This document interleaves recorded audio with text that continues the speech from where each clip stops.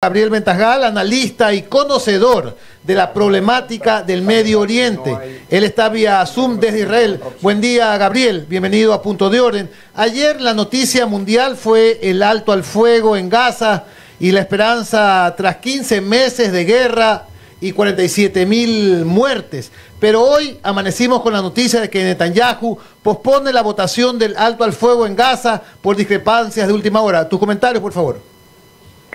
Que se trata de el último tira y maneje antes de la firma del acuerdo. A último momento, Hamas nota la recepción positiva que tiene la población de Israel y propone algunos cambios en el acuerdo que Israel no acepta, y Israel le responde diciendo que no lo va a aprobar en el gobierno, que es la forma de llevarlo a cabo, y además ataca militarmente la Franja de Gaza para demostrar que no tiene problema de seguir adelante.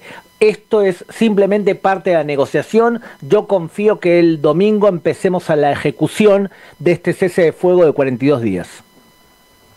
Gabriel, ¿crees que el acuerdo podría ser el inicio del fin del conflicto o una paz duradera es pedir demasiado? No va a ser el fin del conflicto. Jamás.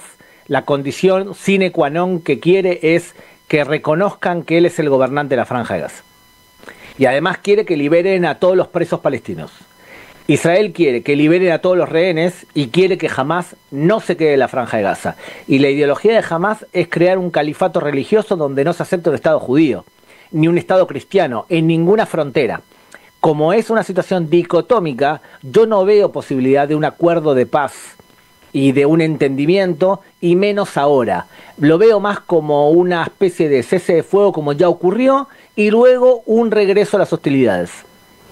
Gabriel, ¿qué tal? Te saluda Esteban Novoa aquí en Punto de Orden. Muchísimas gracias por esta entrevista. Te hago una pregunta respecto de la opinión que tiene Trump sobre Netanyahu, porque creo que hace pocos días Trump emitió me parece un video o algo por el estilo en donde criticó a Netanyahu. ¿Cómo puede esto influir, ahora que el 20 de enero Trump va a tomar posesión, cómo puede esto influir entre la relación entre los dos presidentes para poder llegar a estos acuerdos? Si te guías por la primera cadencia de Trump, fue un aliado muy cercano de Netanyahu. Reconoció Jerusalén como capital de Israel, reconoció las alturas del Golán como parte de Israel, propuso un acuerdo de paz que le permitía a Israel anexarse territorios, castigó a los palestinos de toda forma posible. Trump en sus primeros 4 años era muy pro-israelí. Yo no creo que haya alejamiento real y concreto entre ambos mandatarios, y creo que los que están más preocupados con la llegada de Trump al poder son esencialmente los iraníes y los aliados a Irán. O sea, Hezbollah, bueno, Assad ya no, pero Hamas, son todos cuerpos, países, organismos que están preocupados por el hecho de que un presidente sea tan contundente y tan contrario a ellos.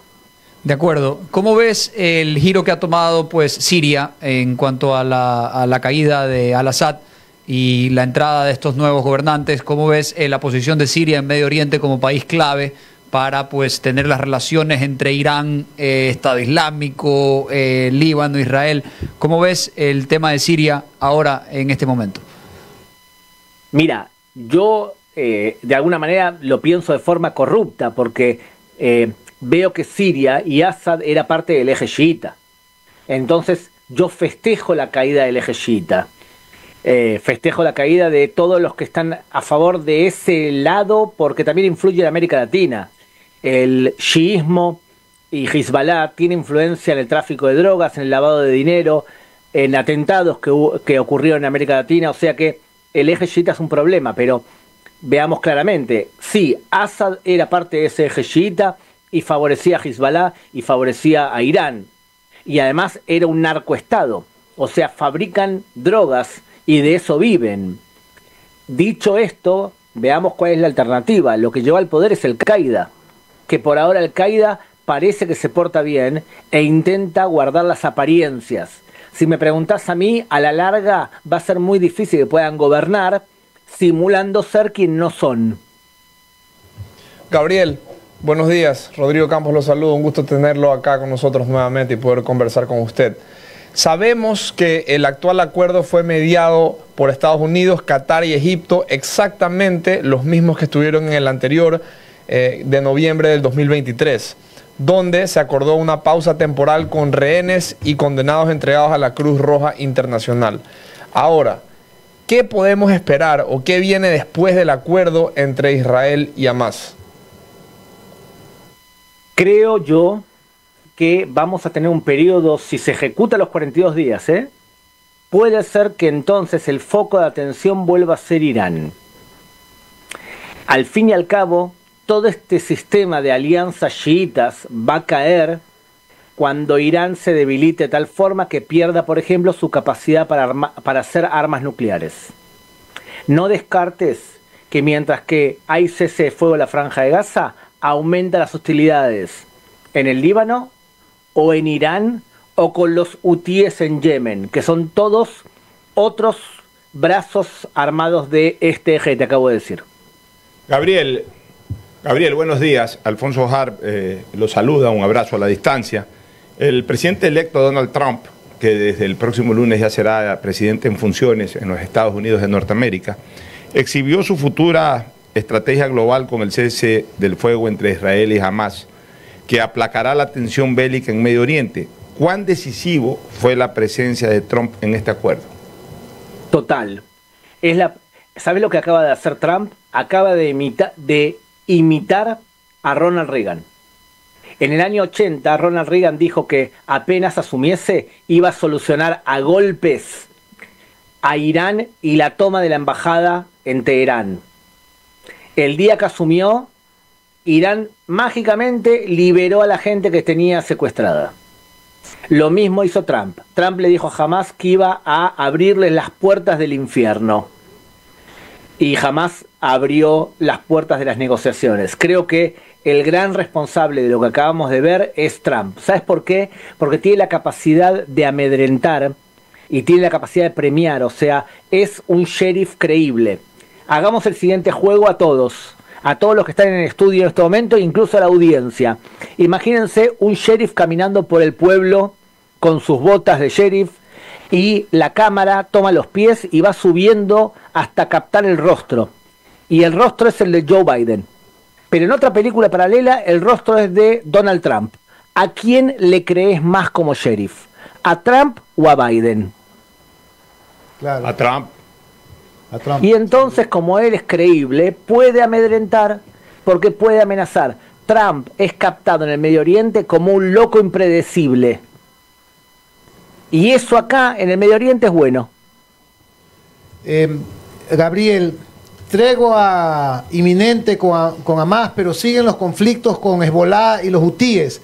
Leí el otro día un reporte que decía que estos ataques en el canal de Suez han disminuido las arcas de Egipto en algunos miles de millones de dólares. ¿Cómo así, me preguntaba yo, cómo así Egipto no se suma a Israel contra los hutíes, por ejemplo? Bueno, este problema debe ser o debería haber sido solucionado por la comunidad internacional.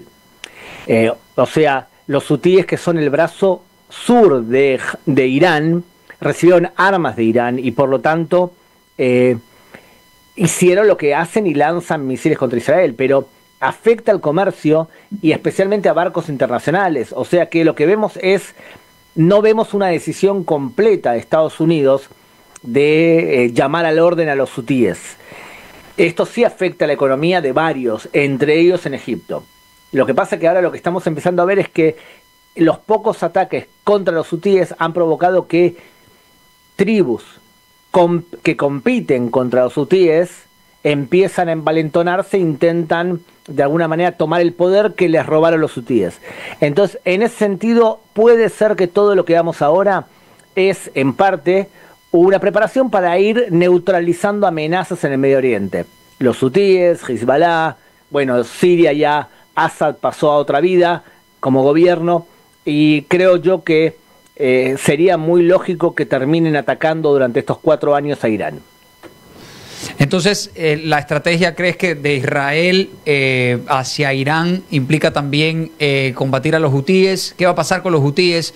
en todo este lío, que es un tremendo lío, casi que difícil de entender con la cantidad de etnias y de grupos que hay en toda esta zona, ¿no? ¿Cómo ves a las finales el futuro de Israel versus Irán? Dime una cosa, si yo ataco a Ecuador, Dios no quiera porque amo Ecuador, pero si yo atacase al país, dime 3 cosas que yo podría hacerte daño y destruirte tu infraestructura. Digamos que ataco el petróleo, ataco la producción de energía, por ejemplo, y ataco, por ejemplo, el aeropuerto. ¿Estás de acuerdo conmigo? Totalmente de acuerdo, has dado en el clavo. Nos colapsamos completamente. Entonces, yo podría hacerle daño en ese sentido. ¿Cómo actúas contra alguien que no tiene infraestructuras? Que no tiene, perdón. Infraestructuras. ¿Cómo actúas contra alguien que es una tribu? Es como si fuese, perdón, es como si fuese la hinchada de Sarandí con misiles balísticos. Claro. Entonces, en ese sentido es complicado, tenés que poner a tus soldados en tierra, atrapar a los líderes de los hutíes, y eso requiere una intervención que Israel ahora no quiere hacer porque tiene otros problemas. Y Estados Unidos no quiere hacer porque está la administración demócrata. Eso mismo no pasaba, ¿no crees que eso mismo pasaba con el Estado Islámico? Que realmente no tenían una base, por así decirlo, sino que podía ser cualquier vecino. Esa era su forma de reclutar a sus soldados, ¿no? Exactamente, pero ¿cuál es la diferencia? Que ahí tenías a los soldados chiitas luchando contra el Estado Islámico. Tenías a Hezbollah, tenías a Irán, tenías a los chiitas afganos, todos peleando contra ISIS. Acá, ¿quién tenés para luchar contra los hutíes? Tenés a otras tribus del Yemen, pero nada más. Esa es una gran diferencia. Gabriel, los retos de los hospitales israelíes tras la liberación de los rehenes son enormes. Incluyen desnutrición, enfermedades cutáneas y trastornos mentales. Los equipos médicos han realizado simulaciones para tratar a los cautivos, quienes podrían presentar complicaciones de salud sin precedentes. Me imagino que este tema se está comentando mucho en Israel. Se está comentando mucho y hay otros temas que no se están comentando, pero que son preocupantes. Te voy a dar un ejemplo puntual. Entre las secuestradas hay muchas mujeres y muchas mujeres jóvenes también. Y los testimonios de violaciones de mujeres son múltiples. ¿Tú te imaginas lo que puede provocar en la opinión pública mundial si aparece una chica con un bebé en brazos después de 1 año y medio de ser cautivos en manos de Hamás? ¿Cuáles son los efectos que puede provocar en la población? ¿Cuánto daño psicológico le puede hacer en general a todo el país? De ese tipo de acciones vamos a concluir hasta qué punto quizás la población en Israel se va a tirar más a la derecha de lo que se ha tirado desde el 7 de octubre. Gabriel, más de 14 meses en guerra, ¿cómo se financia Israel con tantos frentes abiertos? Leía que el costo, por ejemplo, de mantener la cúpula de hierro, no me acuerdo cómo se llama, cuál es el nombre exacto, es brutal. ¿Cómo se financia Israel? ¿Cómo se financia para mantener estas guerras? Bueno, con dolor, pero ten en cuenta que es un país que tiene unos ingresos anuales per cápita de $56.000, que tiene reservas de $200.000 millones y que la economía está basada en alta tecnología. Por lo tanto, hay muchos que siguen trabajando incluso desde el frente de batalla. Lo más ilógico de todo lo que estamos hablando es que la economía israelí en el último trimestre subió creo que el 3%. Es ilógico. Lo que pasa, lo que ha dañado mucho a Israel es el turismo, que es la 4ª entrada del país. El turismo y todo lo relacionado con turismo, restaurantes, hoteles y demás, eso sí se ha visto muy afectado. Pero en general el país es fuerte económicamente porque vende cosas que el mundo necesita, como es la tecnología. Bueno, muchísimas gracias, Gabriel. Siempre es grato conversar contigo, que nos des luces en este tema del Medio Oriente. Muchísimas gracias. Buen día desde acá.